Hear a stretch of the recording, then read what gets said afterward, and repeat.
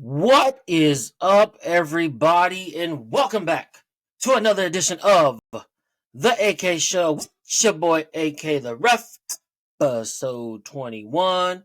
How is everybody doing on this fabulous Wednesday morning, or whenever you're listening to Wednesday morning, Wednesday afternoon, later in the week? But this releases on Wednesday morning, so I hope you're having a fabulous Wednesday. And you know what that means. Happy hump day. You are halfway to the weekend. So you know how we do here. Almost to the weekend. You're almost there. You can make it. Yes. What is up, everybody? I hope everybody, like I said, is having a fabulous week so far. You're having a fabulous day. You're almost there. It's almost the weekend. It's almost Friday, Saturday, Sunday. However you determine when the weekend starts for you. And if you got to work in the weekend, well, I hope you're enjoying your days off before the weekend work or whatever it is. However you go about your day. But before we get it, hit that subscribe button. Yes, hit that subscribe button right there. Bam, it should pop up right now. Hit the subscribe button. We are on the road to 500 subscribers, and then we're just going to go 1,000, 5,000. We're going to go 10,000, and we're just going to keep climbing and climbing and climbing until we make this thing global. I don't care. Shit. Global, worldwide. We're going to go as big as we can possibly go. But right now, the next goal is 500 subscribers. So please subscribe, hit that subscribe button, hit that like button, hit that share button, because the more people that see it, the more people that can subscribe to it. You know what it is? But I very much do appreciate everybody that tunes in. Thank you very much. Man, I hope everybody had a fabulous weekend this past weekend. I know my weekend was chill. Just went to Top Golf on Saturday. What else did we do Saturday? Went out to eat, went out to Top Golf. Sunday, we just relaxed. Friday, didn't do much. Just stayed home and chilled. You know, sometimes, I mean, as you get older, you just want to stay home and chill. You just don't want to go out every weekend. I mean, I'm not in my early 30s, early 20s no more, bro. I'm 38, about to be 39 in September. We ain't like that no more.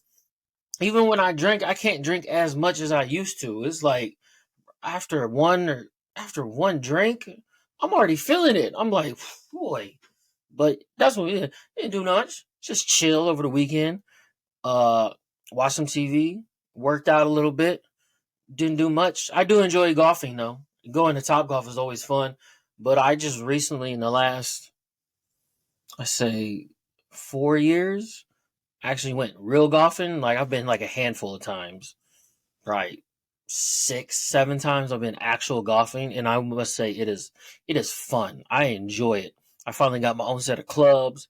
I go to this course that's in Overland Park.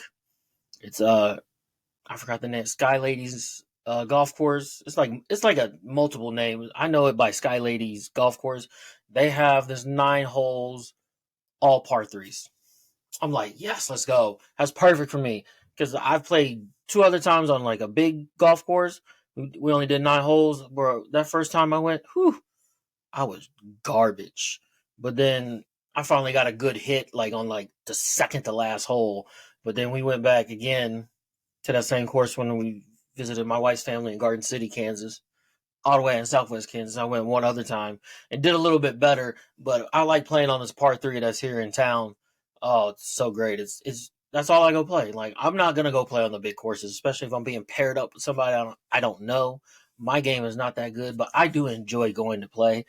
And I mean, I would go on the big courses, but that's only going with people I know. I don't want to be grouped because you get grouped with random people on the par three, and that's fine because it's a par three. It doesn't take that many hits to get to the hole. We on the regular courses, the big courses that like 300-400 yards from the tee to the hole. No, because I still need to work on hitting with the driver. But yeah, the last 3-4 years I've been golfing. Got my own clubs at a garage sale. $30. They're old, but I don't care. They're mine, and I got them. I got the irons, I got the putters, I got the drivers, I got everything. So let's go. I mean, I I've always wanted to go play golf ever since like Tiger Woods started playing, because that's when I started like paying attention to golf. Only when he started playing. And you know what? And it's very simple. Why? It's because he was a black golfer.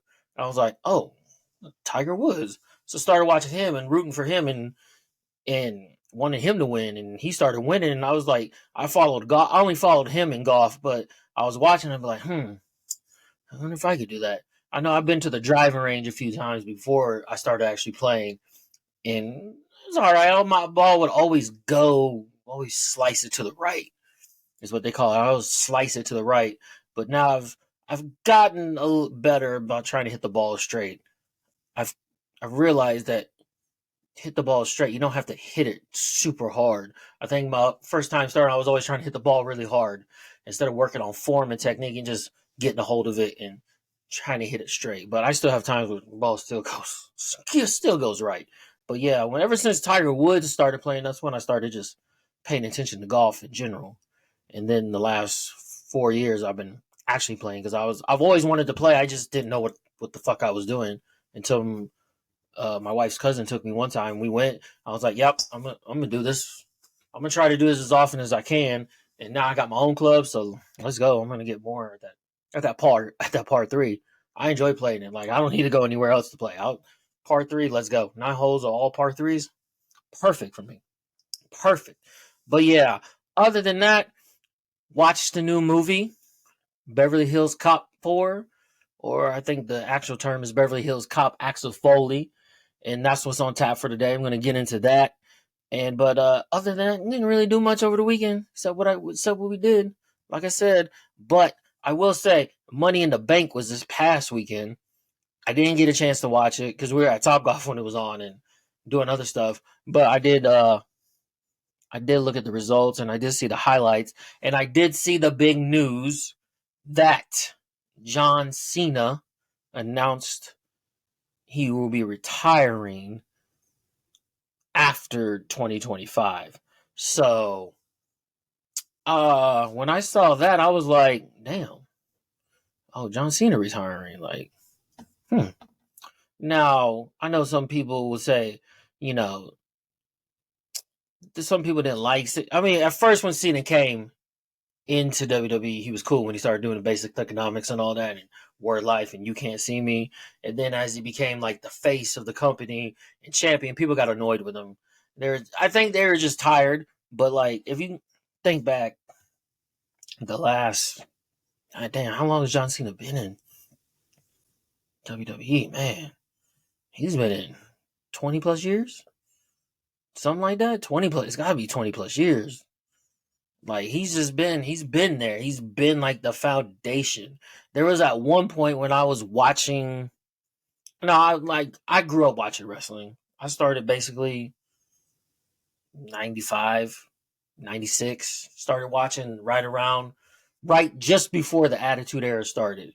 Right, I started watching, and then as I got a little bit older, there'd be times where I would like not watch wrestling for like a few months. I would just kind of take a break from it, and then I something would catch my eye and be like, oh, I'm gonna watch this again.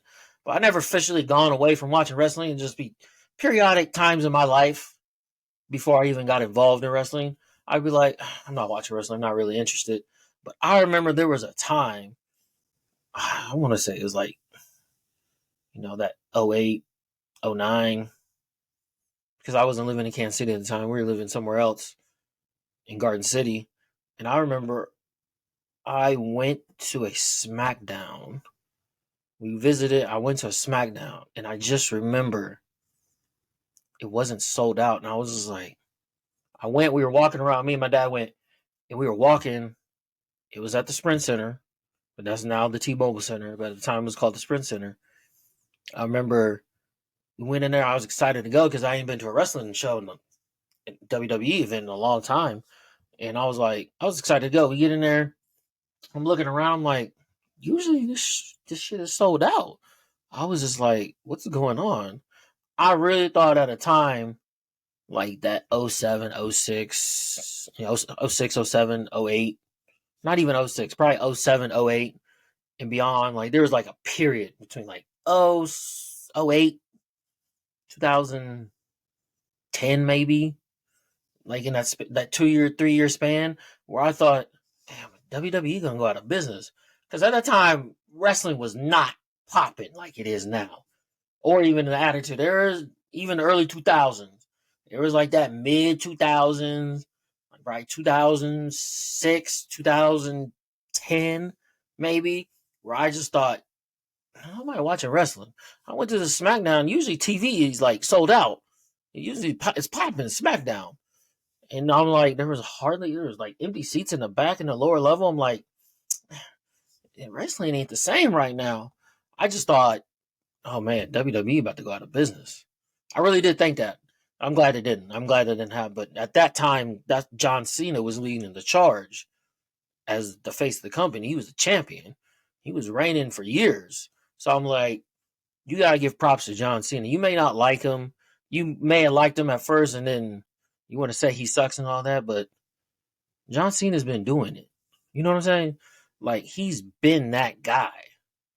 Like, I fucks with John Cena. I never understood the hate that he got when for he was being the company man.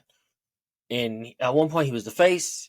He was leading the charge even when the company was dying, and he was still leading and got back up. He's the company guy. He's the guy that's going to do what he's asked to. He's not going to go ruffle feathers or say, hey, I want to turn heel. I mean, I think that's what everybody was waiting for, was for him to turn heel.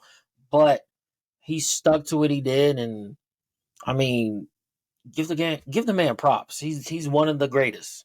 You may not like him, you may not like him, his character, but you gotta give John Cena the man, the actual man, the fuck the character for a minute. You gotta give John Cena his props for inside and outside the ring, granting all those wishes, doing grinding.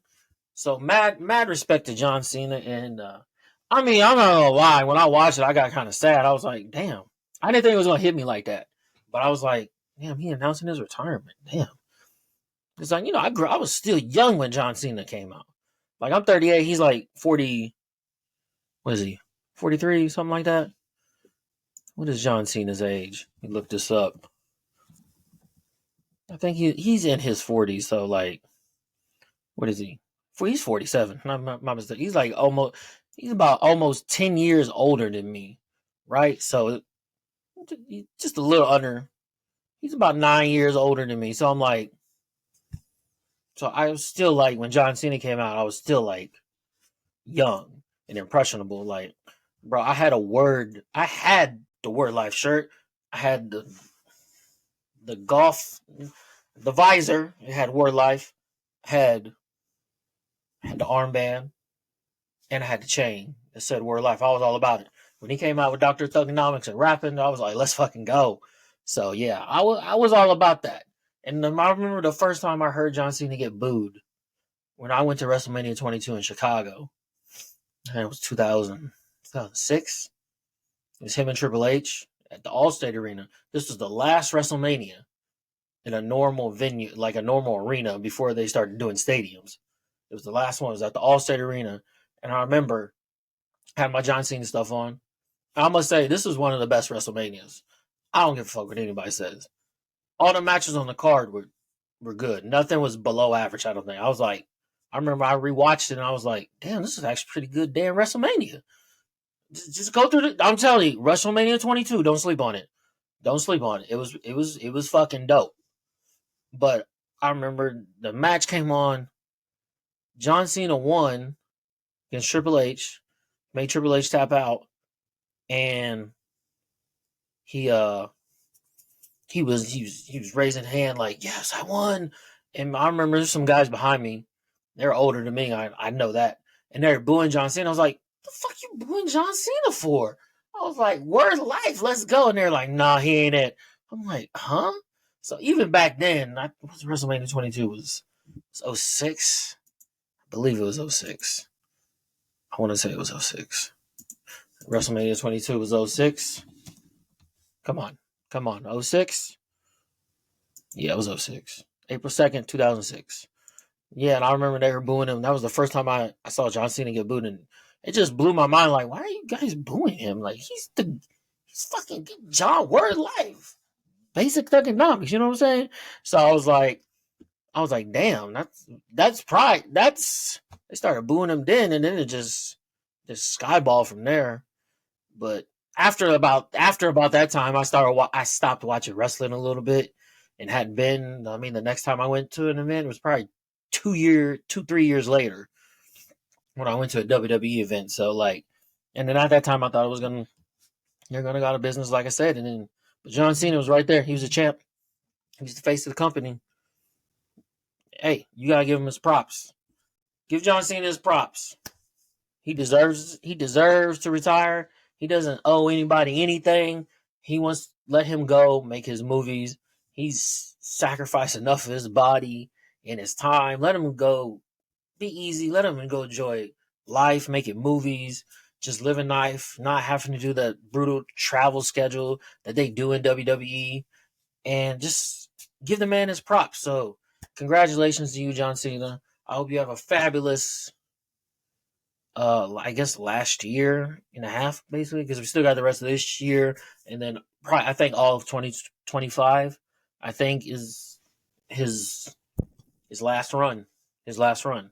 So congratulations to you, John Cena, on a great fucking career. You future Hall of Famer, and his career will be remembered. So yeah, give much props to John Cena. Other than that, anything else? I do have one other thing. I get to be an extra in the movie that is being made in Kansas City, the Hallmark movie.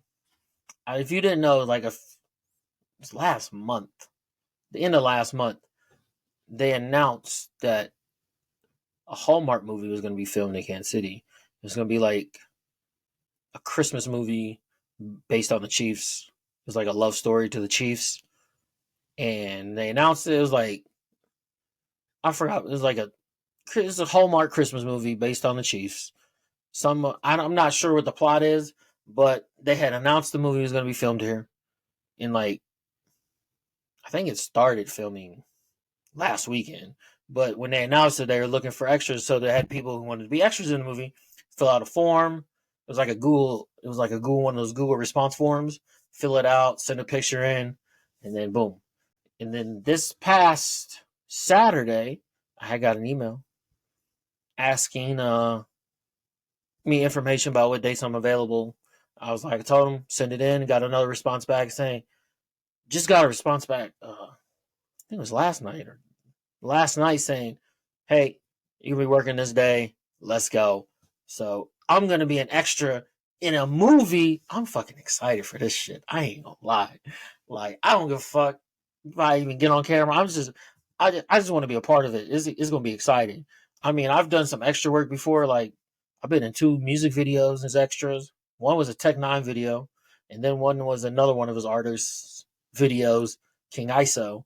And then I was also did extra work for I know a film.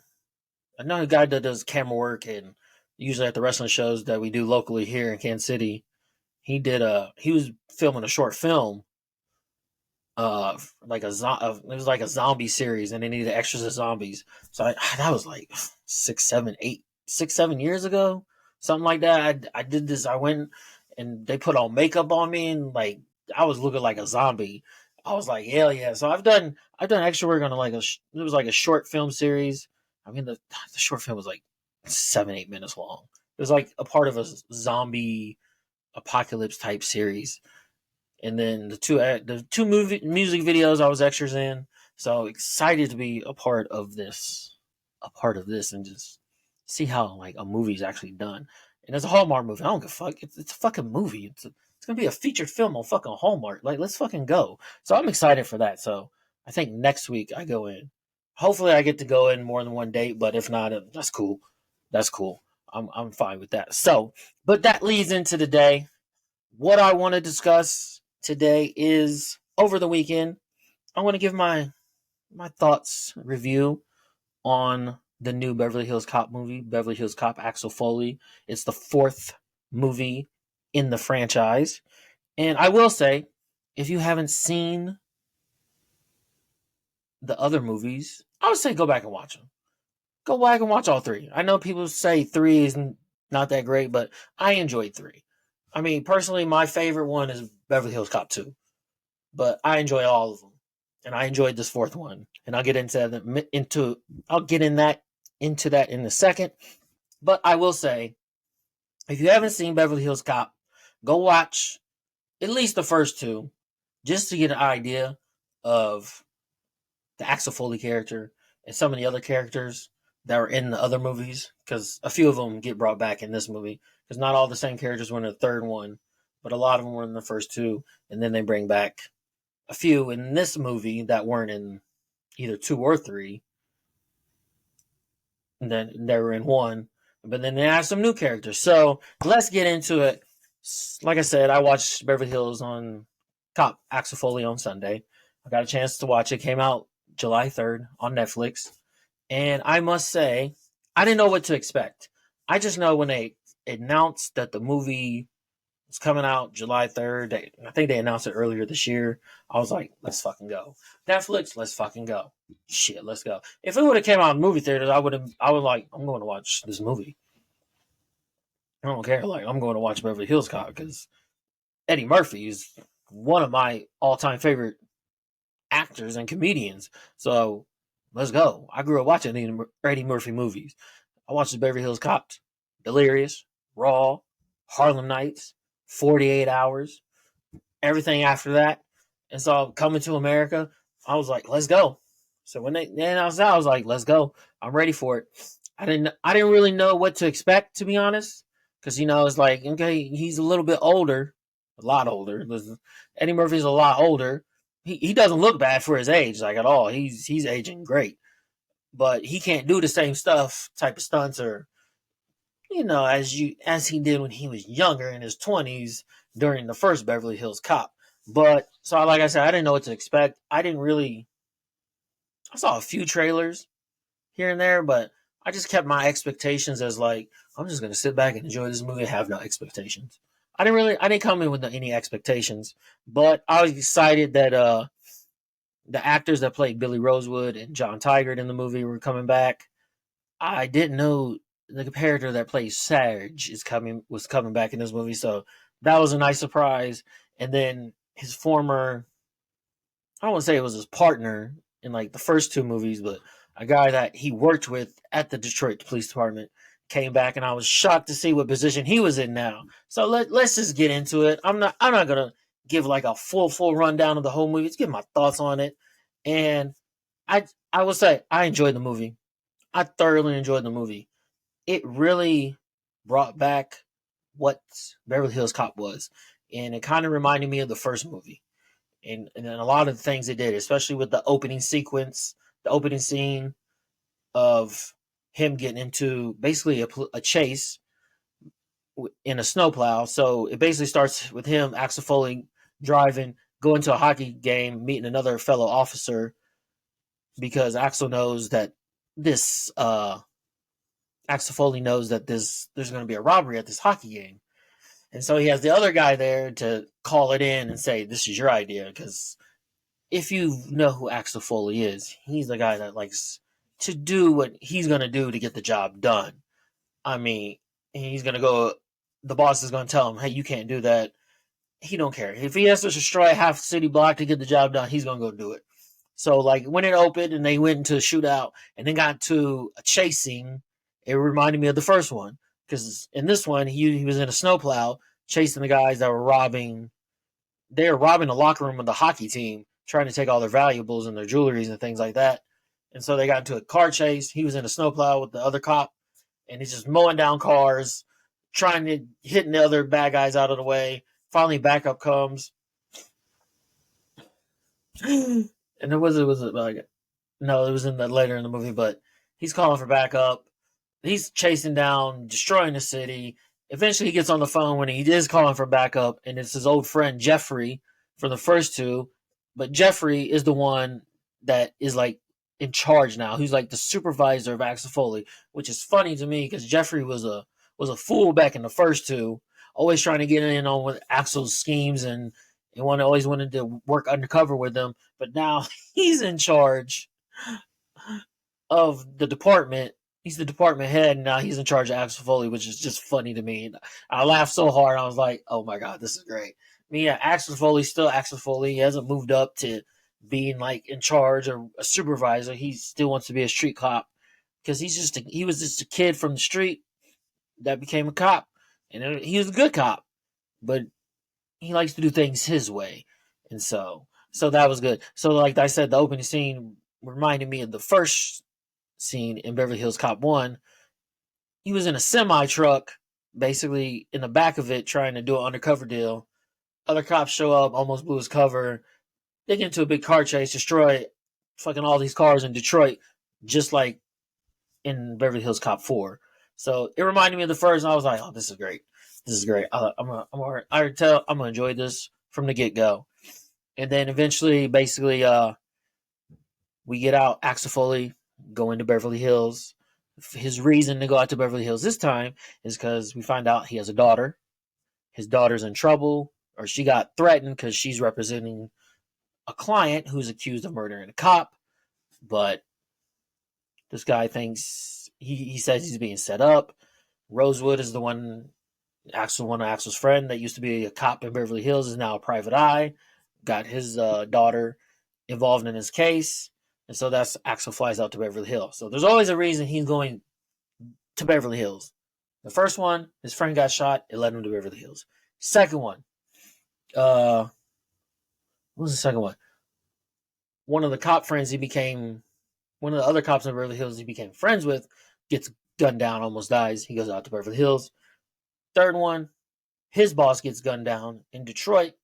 All the evidence leads him back to Beverly Hills. This time, his daughter's in trouble. Gotta go to Beverly Hills, right? And we get to Beverly Hills. Him and his daughter have like a strained relationship. Like he wasn't really in her life. And according to him in the movie, his character, it was more like, your mom didn't want me out here. And now you may be wondering who his mom is. If you've seen the third one, you might think it's Janice. His daughter's name is Jane in this movie. So, but we never get who the mother is, but we can assume that it's Janice from the third one, the employee he met at Wonderworld and Beverly Hills Cop 3. So but throughout the movie, they have a strained relationship, and you can see you kind of get a personal look at the character Axel Foley, which you really didn't get in the first three movies. You really don't get to see him his character just not be anything but a cop. But this one, he's trying to work on his relationship with his daughter that is strained, and they don't really know each other that well. But throughout the movie, you see them, they're both alike. But the lady that played Jane, the lady that plays his daughter, she did a Taylor Page. She plays Jane Saunders, which is Axel Foley's daughter. She doesn't use the same name as him because she doesn't like her dad. But they worked well together. They did. They had that chemistry, and you could tell throughout the movie that she's more like her father, Axel Foley, than she wants to admit throughout the movie, and you can see that. And also, who worked well together was Eddie Murphy and Joseph Levitt Gordon, who played the character named Abbott, who was also a police officer in Beverly Hills. In Beverly Hills, he was a police officer. Beverly Hills, the police department, but he also dated Axel's daughter. And so when they find that out, he's like, "You two didn't have intercourse, did you?" And I just bust out laughing. I thought that's just funny. But those two, Axel Foley, Eddie Murphy, and Joseph Lev Gordon worked really well together. I thought their chemistry was great, especially in the helicopter scene where they're escaping from being arrested, and they go up to the roof to go up the helicopter because Joseph Lev Gordon's character Abbott used to be like a pilot, but somehow he wasn't a pilot no more. But we find out he crashed a helicopter, and Eddie Murphy didn't know that. His character Axel Foley didn't know that, so he's like, "We're gonna get in this helicopter." He's like trying to breathe, like, "I'm gonna take my time. I don't know when I'm scared. I'm nervous." He's like, "Get this damn helicopter in the air." I was like, "Oh my god, this shit is funny." That whole scene from the time they got in the helicopter to the time it crashed on the golf course was just funny. At one point, Abbott was about to pass out, and Axel Foley just slaps him real hard. It's like, wake up! He's like, why did you slap me? It's like, fine helicopter, what are you doing? I just thought that shit was hilarious. Oh my god! And then the whole time, the helicopter scene. Eventually, they're trying to get to the Beverly Hills Police Department. It gets shot down by the bad guy, who's Kevin Bacon, who's the corrupt cop that we come to find out early on in the movie, which he did a fabulous job as the villain in this movie. You know, at first he started like this, and then you can tell he got agitated throughout the movie. Kevin Bacon is a fabulous actor. He did a great job as the villain as Grant. But he shoots the rotor on the back of the helicopter, and it crashes into a private golf course. And it's the guy walks up, is playing on the golf course. It's the guy that plays Shooter McGavin in Happy Gilmore. And what's funny is like the helicopter crashes on the golf course where he has to hit the ball to the hole. And I just, oh my God, that shit was so funny. I laughed so hard because in that moment I was like, no, that's gotta. And then when in Happy Gilmore, when the crazy guy trying to run him over the car hits the tower, and then when they get to the 18 hole, the tower falls, and Happy has to either hit around to tie or just go for the win off the tower. So when he's hitting, helicopter crashes at the hole, and now I don't know what character he was playing in Beverly Hills Cop, but if he was playing Shooter McGavin, if I looked that up, he's playing Shooter McGavin. That was fucking brilliant. Whoever did that, fucking, you get a round of fucking applause. But it was just funny, and then they take off and get back on it. But like I said, throughout the movie, the action was, I felt like the action was more violent than the first three movies, which I'm not mad at. Like, hey, action's supposed to be violent. I get it, so I ain't mad at it. I just thought like, damn, this was the chase, the fight scenes, the chase scenes, the shootout scenes. All of it was just bigger and more violent. I was like, blood squirting. I was like, I didn't remember seeing that in the first three films when somebody got shot. Usually somebody got shot, boom. It isn't hit a boom, shot in the head, boom, just blood fly out. Maybe in like the first one. I gotta think. Like the first one, like maybe the end of the first one, where they shoot the bad guy was kind of, but I just felt like this movie was just more violent, more action, bigger action scene, which I'm not going to complain about. It's an action comedy, and we have plenty of comedy throughout the movie. I mean, an action comedy movie, you got to have action, you got to have comedy mixed in. You can't have one more than the other. It's got to be even. So I very much like that. There was one scene where he outsmarted Kevin Bacon's character Grant when he got arrested. He got loose, went up to the top, opened the ventilation system like he crawled through it. Kevin Bacon's character Grant comes in, opens the door, and he's like, shit. He looks up like, God. So he stands up there and looks up.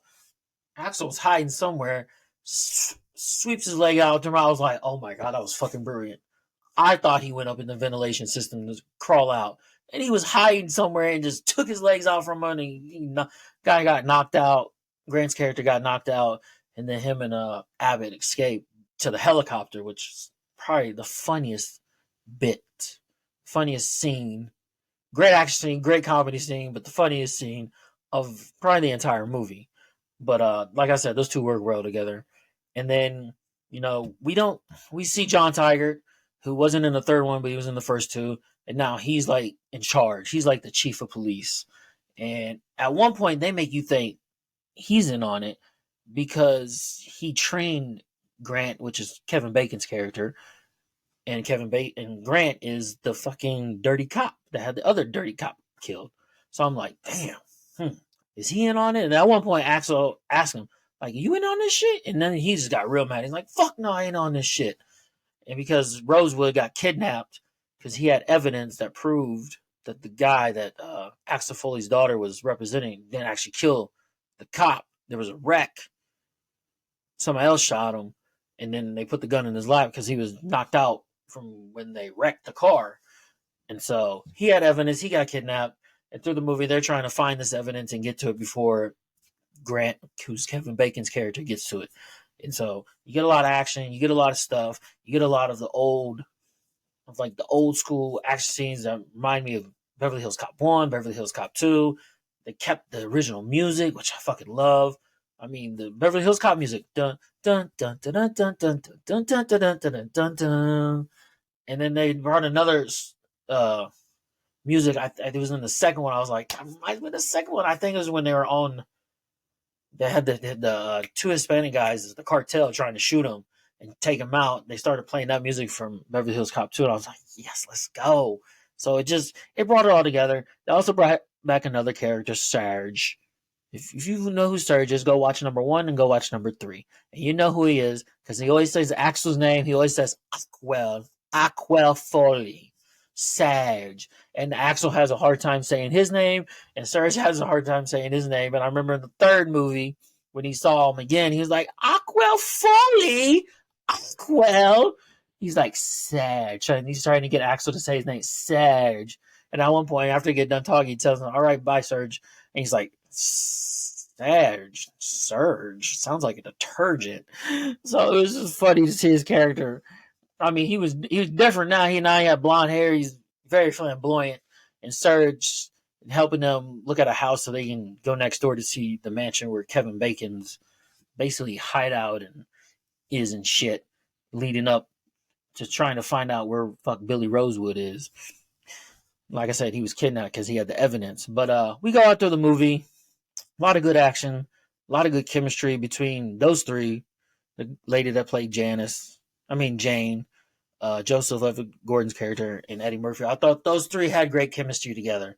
And I would like to see, if they do make a fifth movie, I'd like to see Joseph Gordon's character come back, Jane come back, and Axel come back, and let them all three do something.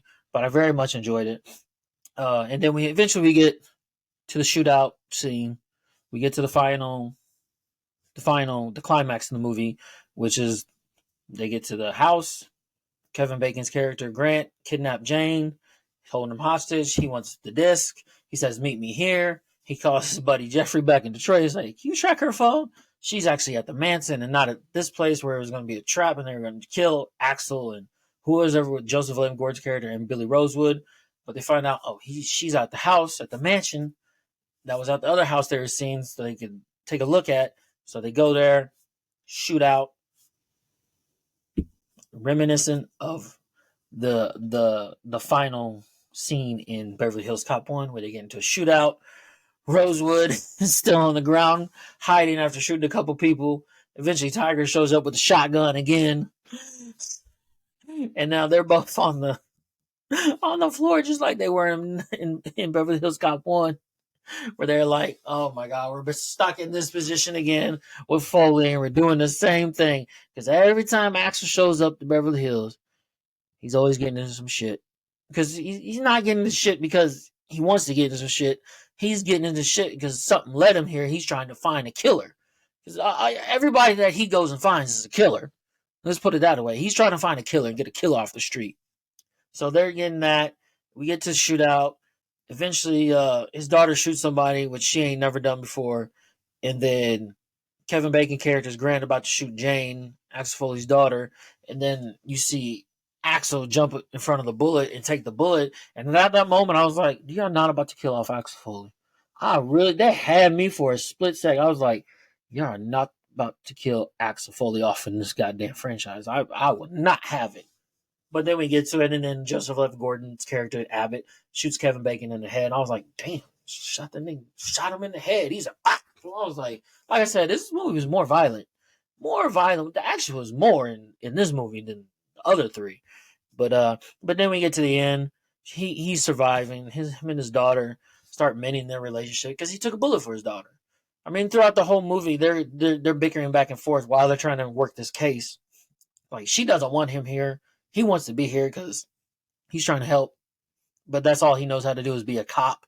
He doesn't know how to do anything else. Because, like I said, he was a kid from the street that became a cop, and he was good at it. And that's all he knows how to do. He really doesn't have a personal life. So seeing him interact and be, just not a cop talking to his daughter is nice to see because you get to see that character expand, which I like. But yeah, they mend their relationship. And then at the end of the movie, you have the final scene where Rosewood and Tiger in the car, making sure Axel stays at the hospital and doesn't try to get out like he did in the first one where he escaped, where he was at the hotel and they're staking him out, following him wherever he goes, and he gets in the car and be like, "I got the perfect spot. We can go. Listen, let's just go. We can go. You know how this works. We can go get a steak." And so I thought it was great. But like I said, I thought the movie was great. I thought it was good. Like I said, if you haven't watched the other ones, go watch the other ones first, and then come back and watch this one. And like I said, I give it 2 thumbs up. I thought it was great action, great comedy.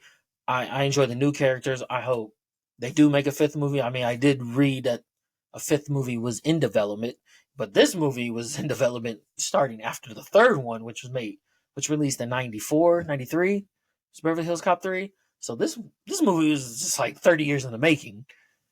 Is my math right on that? This movie's way back with 30 some years in the making. So I'm glad it got it made. I hope they make it number 5. I really do. Keep it going. I mean, I enjoyed this one. Let's do another one. Like I said, I enjoyed it. I thought it was great. I thought it was great action, great comedy, great story. I enjoyed the new characters. I want to see the new characters again. Like I said, I think those three, the Jane character, the Abbott character, Axel Foley, did real well together. I like their chemistry, and I want to see more of it and see like another one. I want to see one, but this time maybe he's in Beverly Hills living with, and maybe he's working with Billy at the PI firm or whatever the case is. You can have something. Maybe even somebody dies that's close to him. I don't know. But like I said, give the movie a watch. I enjoyed it. It's out on Netflix right now. It's the number one movie in the top 10 on Netflix. So you know what that is. Eddie Murphy's the GOAT. I don't give a fuck what anybody says. Give that man his flowers. He came out and did his thing as Axel Foley in this movie. At his age, he did his thing. You gotta give that man his flowers for a lot of his movies. I know some people look at his movie list and be like, be like, y'all need to go put some respect on Eddie Murphy's name for all the movies he's done. So yeah, give that man his flowers. He did a fabulous job as Axel Foley, and I can't wait to see. Hopefully, they get another one done before he gets older. I mean, it's not saying he can't, but it's hard to do all that type of action when you get up there in age. So I hope they make it sooner rather than later. And I want to see it back. Let's go. Axel Foley, Beverly Hills Cop 4, 2 thumbs up. Go check it out on Netflix. Let's fucking get it. But that's all I got for today. Thank you for tuning in. I hope this video turns out great because now I'm using my camera instead of the webcam to record. So I'm excited about that. So with that said, be sure to hit that subscribe button, hit that like button, hit that share button, comment on what you thought of the new Beverly Hills Cop movie. I thank you for tuning in. I really do appreciate it. But with that said, I'm going to get out your hair. Until next time, I'm out. Peace. Let's go.